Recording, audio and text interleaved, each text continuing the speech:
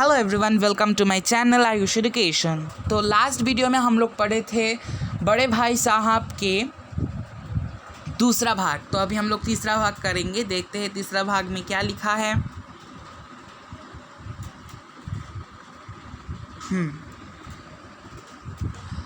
तो क्या हुआ, अगले वर्ष की परीक्षाएं हुई और लेखक फिर अपने दर्जे में अव्वल आया।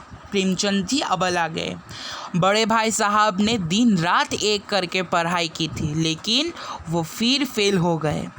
लेखक को अपने भाई के फेल होने पर बहुत दुख हुआ और उन पर दया आई। लेखक को दया आई। इस बार लेखक और बड़े भाई के बीच केवल एक कक्षा का अंतर रह गया था। एक बार लेखक को यह बुरा विचार, खराब विचार आया कि यदि इस बार भी बड़े भाई साहब फेल हो गए और वो पास हो गया, लेखक पास हो गया, तो दोनों एक ही दर्जे में पढ़ेंगे और उस समय बड़े भाई उसकी बेइज्जती और डांट फटकार भी नहीं कर पाएंगे। ठीक है। बड़े भाई साहब के व्यवहार में परिवर्तन भी आया। क्या परिवर्तन आया? इस बार भी फेल होने से बड़े भाई साहब बहुत दुखी थे। अब उनके व्यवहार में लेखक के प्रति नरमी आ गई थी, नरम हो गए थे, बहुत नरम स्वभाव के हो गए थे वो। उनको यह भी लगने लगा था कि अब उन्हें लेखक को डांटने का अधिकार नहीं रहा।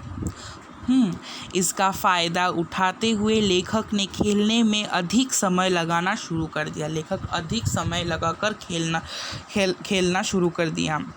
अब वो पतंगबाजी में दोस्तों के साथ लगा रहता था। अभी वो पतंगबाजी में घुस गया। इसके बाद भी वो इस बात का ध्यान अवश्य रखता था कि कहीं उसके बड़े भाई साहब उसे यह सब करते देख ना ले। तो भी उसके अंदर एक छोटे होने के भाव था, जो उसका अंदर में एक डर था कि यदि बड़े भाई साहब मुझे देख लिया तो क्या होगा। वो छुप छुप के करते थे। फिर लेखक का रंगे हाथों पतंगबाजी में पकड़े जाना। लेखक पकड़े जाते हैं। एक दिन लेखक एक कटी हुई पतंग लूटने जा रहा था कि बड़े भाई साहब ने उसे रंगे हाथों पकड़ लिया और वही डांटना शुरू कर दिया कि 8वीं कक्षा में आकर भी इन लड़कों के साथ पतंग लूटने में उसे शर्म नहीं आती। कम से कम उसे अपनी पोजीशन का तो ध्यान रखना चाहिए। अपना पोजीशन पर तो उसको ध्यान रखना चाहिए, अपना स्टेटस पर तो ध्यान रखना चाहिए। किसी ज़माने में इतने पढ़े लिखे लोग नायब तहसीलदार, डिप्टी मजिस्ट्रेट या सुप्रीडेंट हो जाते थे और आज भी कई मिडिल पास लोग अखबारों के संपादक हैं। यह मान लिया कि तुम होशियार हो। कौन कह रहा है? लेखक के बड़े भाई साहब। यह मान लिया कि तुम होशियार हो और यह भी हो सकता है कि तुम कल मेरी कक्षा में आ जाओ या मेरे से भी आगे निकल जाओ। इसका यह अर्थ नहीं है कि मैं तुमसे कुछ नहीं कह सकता और तुम अपनी मनमानी करते रहोगे। तो ये सब बड़े भाई साहब कहना शुरू कर दिए। अभी लेखक को कुछ अनुभव होगा। अनुभव का महत्व। बड़े भाई साहब ने लेखक को अनुभव का महत्व बताते हुए कहा कि हमारे दादा और अम्मा अधिक पढ़े लिखे नहीं हैं, लेकिन यह उनका हक है कि वह हमें समझाए, हमें डांटे, हमें फटकारे, हम लोगों को सच्चाई के रास्ता पर चलाए। उन्होंने कई स्थितियों का उदाहरण देकर बताया कि तजुर्बेकार व्यक्ति चाहे पढ़ा लिखा ना हो, तजुर्बेकार जो पढ़ा लिखा ना हो, फिर भी वो पढ़े लिखे कम अनुभवी व्यक्ति से अधिक समझदार होते हैं। पढ़े लिखे से भी वो जो आदमी लोग पढ़े लिखे होते हैं उनसे भी ज़्यादा वो लोग समझदार होते हैं।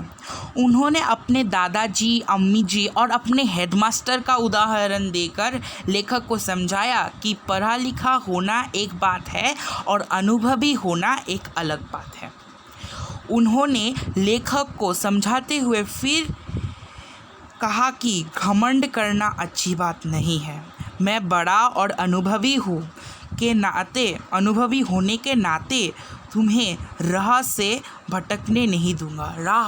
से भटकने नहीं दूंगा, और यदि तुमने मेरी बात नहीं मानी तो मैं थप्पड़ की भी मार सकता हूँ। बड़े भाई साहब को यह भी हक है कि वो छोटे भाई को थप्पड़ भी मार सकें। तो ये उदाहरण देकर बताया है, जो हेडमास्टर का उदाहरण दिया, अम्मी जी दादाजी का उदाहरण दिया कि अगर वो बीमार पड़ जाए तो अभी क्या होगा, तुम तो हक्के बक्के हो जाओगे, लेकिन अगर दादाजी अम्मी जी हुआ तो वो हक्के बक्के नहीं होके डॉक्टर को बुलाकर कुछ ना कुछ करेगा। फिर उन्होंने हेडमास्टर जी का उदाहरण दिया कि पहले हेडमास्टर जी जब घर चलाते थे तो घर में ये होता था, खराबी होता था, लेकिन अब जब घर का पूरा हाल हेडमास्टर जी के मम्मी ने पकड़ लिया, हेडमास्टर जी के माँ ने पकड़ा, तो तब कैसे सब कुछ अच्छी तरह चलने लगा है। लेखक की सहमति। अभी लेखक सहमति देते हैं। लेखक बड़े भाई साहब की इस बात से पूरी तरह सहमत है कि बड़ा और अधिकार अनुभवी होने के नाते बड़े भाई साहब को उससे अधिक समझ है। उसने बड़े भाई साहब से कहा कि आपको मुझसे यह सब कहने का पूरा अधिकार है। तो लेखक भी समझा और सहमत दिया कि बड़े भाई साहब बड़े होने के नाते आपका पूरा अधिकार है यह सब करने का।